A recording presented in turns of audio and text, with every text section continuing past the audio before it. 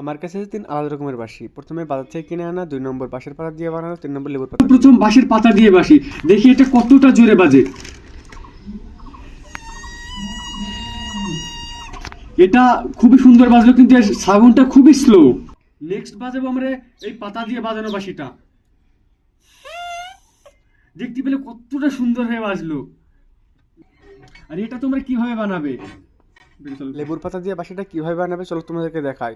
লেবুর পাতাটাকে প্রথমে ফোল্ড করে নেবে, ফোল্ড করার পর একটা সুতো দিয়ে জড়িয়ে নেবে। তাহলে কী হবে, লেবুর পাতাটা খসে যাওয়ার কোনো ভয় থাকবে না। তারপরে একটু সামনের দিকটা একটু চাপ দিয়ে বেঁকানো করে তারপরে ফুদলেই দেখবে যে বাঁশি রেডি। এবার চলো দেখা যাক বাঁশিটা কত সুন্দর বাজে। সবশেষে বাজাবো আমরা ডিজিটাল যুগের বাজার থেকে কিনে আনা বাঁশি। দেখি এটা কত জোরে বাজে।